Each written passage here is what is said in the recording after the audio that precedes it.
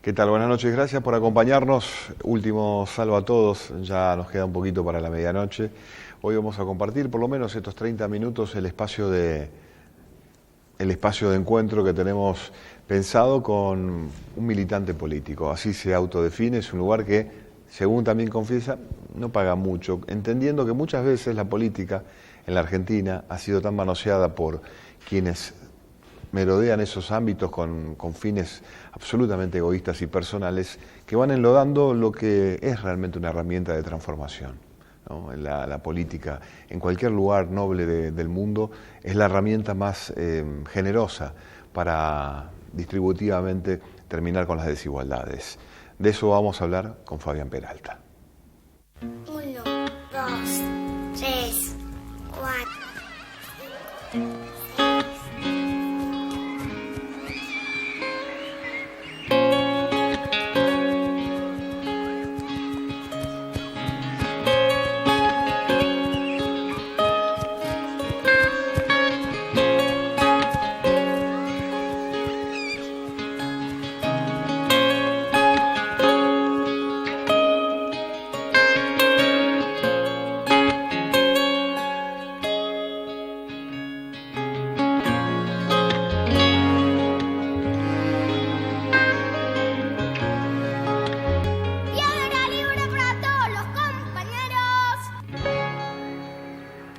Bueno, ¿cómo te va, Fabián? Bien, muy bien. ¿Bien? Bien, sí. ¿Todo bien? La verdad que sí. Bueno, te presenté como militante político. ¿Te gusta militar políticamente, Sí, no? sí. A pesar de la ola que muchas veces sobrevuela alrededor del que se vayan todos, que no le arreglan los problemas a nadie. No digo que eso pase, el que se vayan todos, pero ustedes en las campañas electorales, digo, la militancia electoral, la militancia política, muchas veces se exagera. No es en tu caso, porque vos sos una persona de trinchera desde siempre, pero el marketing de la publicidad política, las promesas de los oficialismos y demás, es muy difícil sostenerlas, o las oposiciones, ¿no? Sí. Se miente mucho, digamos, o se exagera mucho. Mira, yo empecé a militar en el 83-84. Mi primera participación fue en el acto de Alfonsín acá en Rosario. Y el año siguiente armamos el centro de estudiantes yo iba a la Técnica 3, que en esa época estaba en Buenos Aires y San Luis. Y me di cuenta realmente que para mí es mi vocación. Si vos me preguntas qué me gusta hacer, a mí es esto. Participar, entendiendo la participación como una forma de mejorar la realidad. En ese momento militar en política era todo una medalla, era todo un orgullo. Lamentablemente, con el paso de los años eso se fue devaluando y llegamos a esta descripción que vos hacés, que creo que tiene mucho que ver también con lo que representan los medios de comunicación en las campañas y el avance de los publicistas sobre la propia estructura militante. Y esto bastante rompe. Pero Alfonsín también tenía publicistas. Sí, hizo una gran campaña y en buena parte por eso ganó, pero tenía un aparato, en el buen sentido, un aparato militante, una cantidad de jóvenes atrás de determinadas ideas que... Y había mucho miedo social de que volviese lo peor de la política argentina cuando en aquellos actos también del peronismo se exacerbaba la tensión, ¿no? En realidad la militancia peronista en aquel momento cuando competía con Alfonsín era muy brava en realidad, entre comillas. Era muy pasado. Estéticamente hablando, la gente quería otra cosa, ¿no? Sí, sin duda Alfonsín interpretó, tal vez como nadie en estos últimos 30 años, su momento político y recitar el preámbulo de la Constitución le daba todo un contexto muy emocional. Era lo que la gente necesitaba. Era lo que la gente quería, exactamente. Fabián, fuiste diputado nacional, bueno, tuviste muchos roles en donde pudiste intervenir y sos un hombre muy preocupado, un dirigente político muy preocupado por el alcance de la presencia de las drogas, el narcotráfico aquí, ¿no? En la Argentina, en la ciudad de Rosario. ¿Cómo ves que las fuerzas de seguridad vinculadas al ejército, por ejemplo, las Fuerzas Armadas, colaboren en el combate contra el narcotráfico en Argentina? Mira, sí, efectivamente el tema del consumo de sustancias fue el tema que más trabajamos en los 8 años que tuvimos en la Cámara. Y es muy interesante decir también que esto que vos decís, el consumo de sustancias, poniéndote al lado no de la oferta, sino de la demanda. Es que para mí es clave. Y yendo a tu pregunta, yo creo que es un grave error del presidente pensar que este tema se va a solucionar controlando mejor las fronteras. Y peor aún, incorporando a los militares. Y esto lo digo simplemente mirando lo que pasa.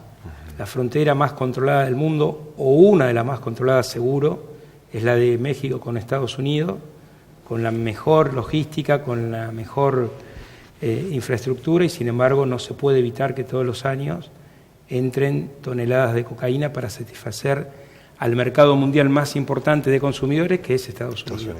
Y Estados Unidos hoy es el principal productor de marihuana en el mundo.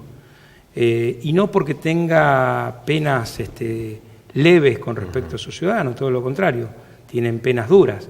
Sin embargo, no se logra evitar, porque nosotros, si no entendemos que el consumo de sustancias tiene que ver con analizar lo que le pasa al individuo, y primero a desagregar los distintos consumos, los que pueden ser ocasionales o los que pueden llegar y derivar en una adicción. Si no entendemos por qué se llega a esa situación y no desarrollamos políticas que hagan foco en la persona y no en la sustancia, no vamos a tener buenos resultados. Y volviendo al tema de la militarización, vos fíjate que expresidentes como Cardoso de Brasil, Zedillo de México y Gaviria de Colombia, que gobernaron 3 países que tienen una problemática terrible, con una cantidad de muertos que en México del 2005 al 2015 llegaron a más de 100.000, hoy dejando la presidencia de sus países, dicen el camino no es militarizar, no es la guerra a las drogas. Entonces el planteo es mucho más complejo, por supuesto se cruzan cuestiones sociales, económicas, tienen que ver con las expectativas que tienen. Yo siempre digo, cuando me preguntan sobre los chicos que viven en barrios marginales, digo, no es que los chicos no tengan futuro, es peor todavía. Los chicos saben que el futuro es igual que el presente. Y es muy difícil imaginarse cada uno de nosotros, imaginarnos que nuestra vida va a ser siempre igual, que no va a tener ninguna evolución en lo material, en lo espiritual, en lo formativo, en ningún ámbito.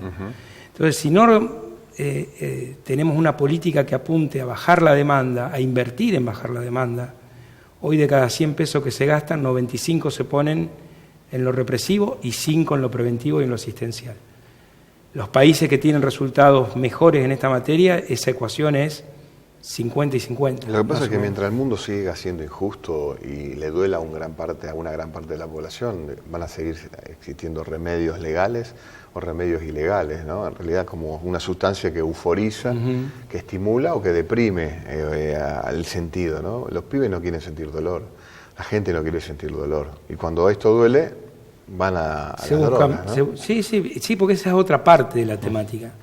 Cuando el presidente dice Argentina sin narcotráfico, cuestión que ya el objetivo que nos fijamos teóricamente en forma de eslogan es un objetivo falso, porque no hay país en el mundo que no tenga narcotráfico. Sí, no tenga consumo de drogas ilegales, no hay. Podemos, por supuesto, establecer como objetivo contener el narcotráfico, disminuirlo, ponerles dique, impedir su desarrollo, pero decir que vamos a eliminarlo es establecer un objetivo que es falso de por sí.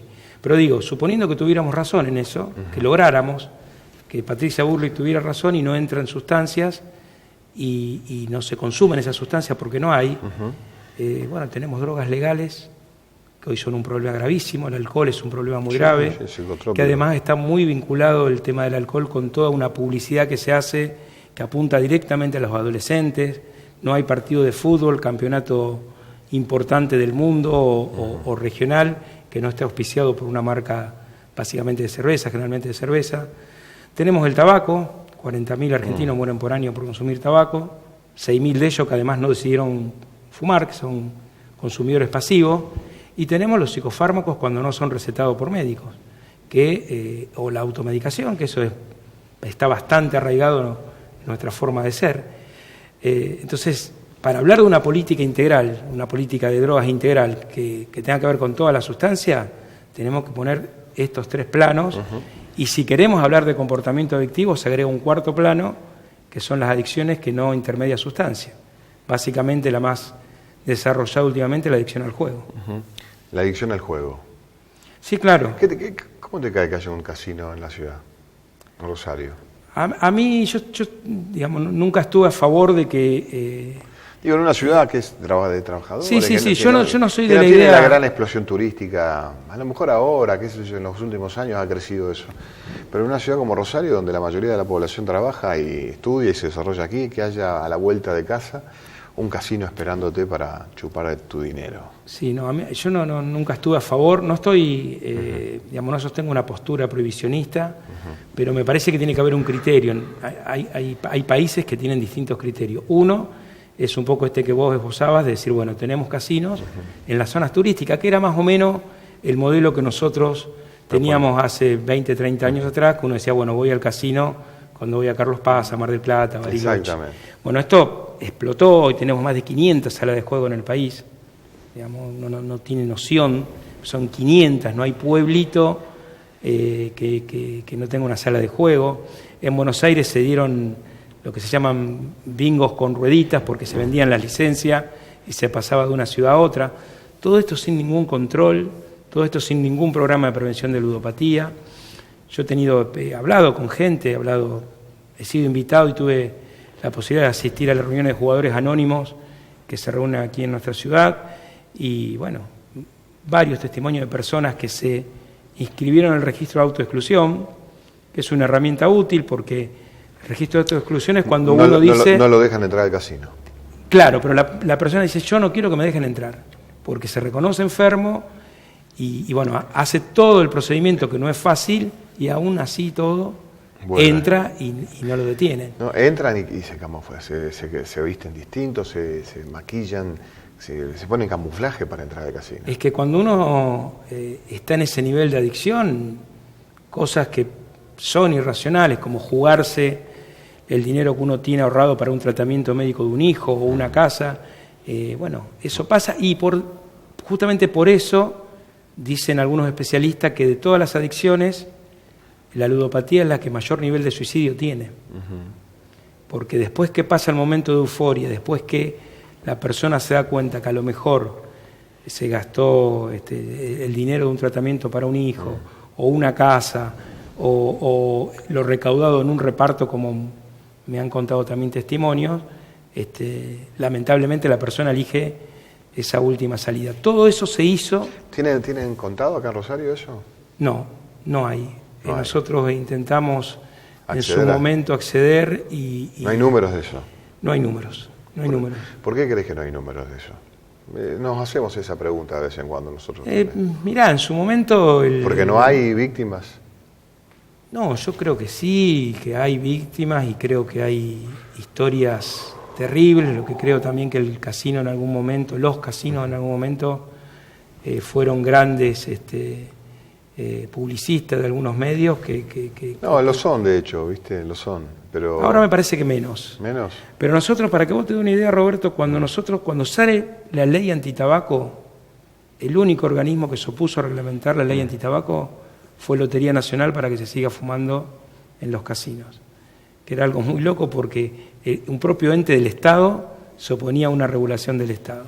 Y cuando nosotros quisimos saber cuántos casinos habían en todo el país, y le mandamos una carta a cada una de las loterías provinciales, solamente 3 nos contestaron, cuando debería ser información pública, saber qué casino tiene cada provincia habilitado. Un gran hermetismo, miles de millones de pesos. Hay un libro que yo recomiendo para que le interese el tema, que se llama El poder del juego, que es de Federico Pur y Ramón Indar, 2 periodistas, que yo tuve posibilidad de conocerlos cuando estaban haciendo la investigación, y finalmente a través de ese libro nosotros pudimos tener un mapa muy específico de estas más de 500 salas que hay, que te decía anteriormente. Fabián, a vos te ha tocado desde el GEN, obviamente del Frente Progresista aquí en la provincia de Santa Fe, en la Cámara de Diputados a nivel nacional, pelear contra organizaciones delictivas muy institucionalizadas en algunos rincones de la Argentina. ¿Es muy difícil pelear contra la mafia aquí en este país? Y si es difícil, ¿por qué es difícil? Mira, yo creo que creo que es difícil en todos lados. Y creo que es difícil en el caso nuestro porque tenemos una democracia muy débil, una democracia muy... ¿Por qué es débil la democracia? Débil no en el sentido de que pueda estar en riesgo el sistema, débil en el sentido de que hay un montón de organismos que funcionan a media o que no funcionan, desde mecanismos de control hasta el Colegio de la Magistratura, por decirte, que son órganos que deberían, en el caso del Consejo de la Magistratura, auditar justamente la función y el desempeño de los jueces. Está todo muy cruzado por cuestiones partidarias. Nos cuesta mucho como país y como democracia tener algunas políticas que no toquemos, que consensuemos y que todos fomentemos. Yo creo que también falta, hay una parte del sistema que es indelegable, que es el rol ciudadano, y es el rol de fiscalizador, de control, que si bien avanzamos con la creación sobre todo de algunas ONG y que están pugnando por tener datos abiertos y por tener más transparencia y por poder tener los elementos, bueno, vos sos periodista, sabrás lo que te cuesta hacer una investigación con datos en este país. Todo eso hace que la democracia sea una democracia débil. Y cuando vos vas a enfrentar un poder mafioso, que además de la expresión visible, que es la violenta, la cruel, la que se ve en la calle, tiene otras expresiones que son mucho más silenciosas pero tal vez más fuertes, en el caso de el narcotráfico, economías criminales, lavado de dinero, que están en un momento en una zona gris. Para poder avanzar sobre eso vos necesitas un Estado fuerte, competente, con poder político, y el poder político en democracia te lo da la gente. Y si vos tenés la ciudadanía alejada de la política, en buena parte por errores de los que hacemos política, no digo esto que sea una campaña ni nada por el estilo, pero digo, si la gente está alejada de la actividad política pasa a ser casi un juego. Yo he tenido reuniones con algunos gerentes de distintas empresas cuando tocábamos distintos temas de la legislatura nacional, y tanto yo como el que se entrevistaba conmigo sabíamos que tenía más poder él que yo como diputado de la Nación. Y eso es un problema porque pone en jaque la esencia misma instituciones del débiles, sistema. como lo planteaste. Es así. ¿Cómo ves el futuro del Frente Progresista en Santa Fe? Algunos ya lo dan muerto, digamos, al Frente Progresista. Sí. Que hay otra idea de otro frente. ¿Cómo ves el futuro del espacio donde a vos te toca ocupar hoy? Mira, yo más allá del rótulo, si es Frente Progresista o no, digamos, yo creo que la base que dio origen, el conjunto de ideas que hemos respetado durante tantos años, sigue vigente y sigue siendo necesario. Y me parece que si algo faltaba para confirmar esto es ver el desarrollo del gobierno nacional. Me parece que cuando uno ve lo que es el Estado en Santa Fe, salud, cultura, educación, el trato con los trabajadores, cláusula gatillo, determinadas cuestiones que me parece que son claramente distintivas de lo que está pasando a nivel nacional, nos obliga a nosotros como frente a mejorar todo lo que tengamos que mejorar, a oxigenarnos, pero de ninguna manera diría que las ideas que nos dieron origen hoy ya fueron superadas y hay ideas superadoras. ¿Pero imaginás otro espacio con otros actores? Se le fueron muchos radicales, se le van a seguir yendo los radicales, ¿no? Con el radicalismo nunca, la verdad yo nunca me animo a hacer un pronóstico. Mirá. Y la verdad que como yo milité 20 y pico de años en el radicalismo, me da mucha pena ver algunas actitudes de algunos radicales que la verdad que para mí de radicales o de radicalismo no tienen nada más que el sello. Pero digo, independientemente de esto, creo que hay un momento también muy particular de la sociedad. Y yo lo pongo como ejemplo, independientemente del tema en sí, lo que está pasando y lo que va a pasar seguramente el miércoles que viene en la votación del Senado del proyecto de interrupción voluntaria de embarazo. Me parece que hay toda una corriente de movimiento social que cuestiona cuestiones que teníamos bastante arraigadas y las hace temblar.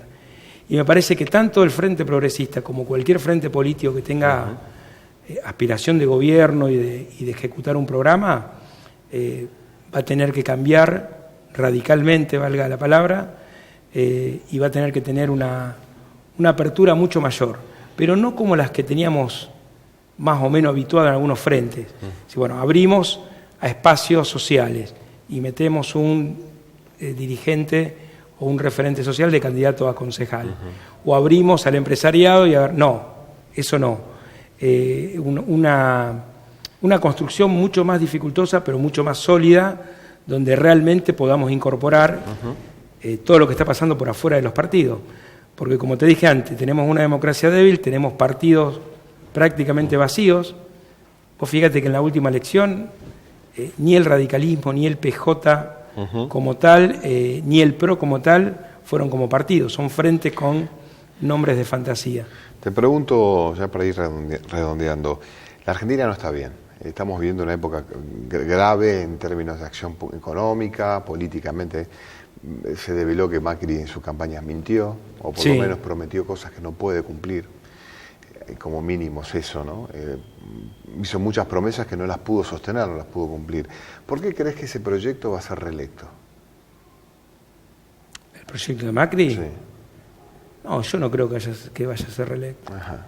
La verdad que no. ¿No lo ves ganador el año que viene? No. Mira. La verdad que no, porque... ¿Por qué no? Si vos me hubieras preguntado esto hace 6 meses... ¿A dónde vas? ¿A dónde van los votos esos? Me parece que hay una cantidad de gente que votó a Cambiemos solamente porque quería que se vaya Cristina. Sí. ¿Y ahora Cristina va a volver?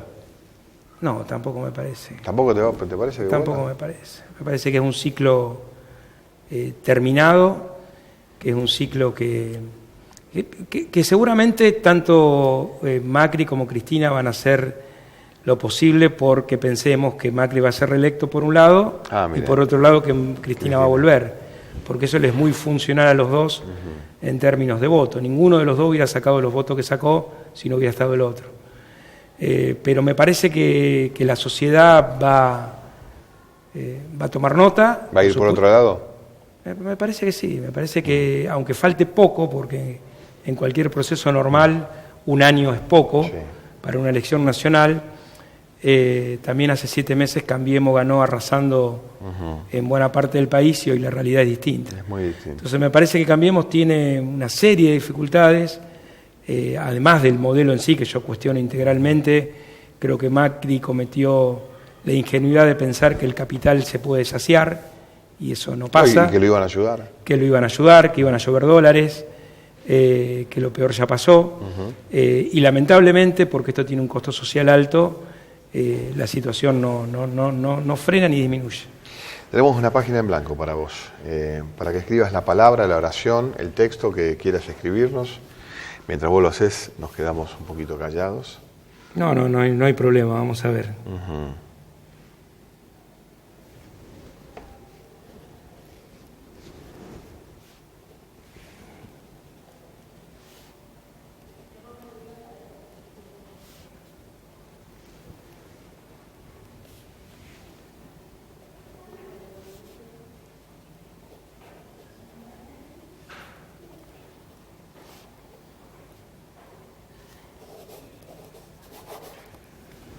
¿Qué dice el texto? Participar para vivir, no estar para ver. Muy bien. Esa me parece que es la diferencia. Bien, gracias Fabián. No, muchas gracias a vos, Roberto. El último saludo a todos, Fabián Peralta. 1, 2, 3, 4.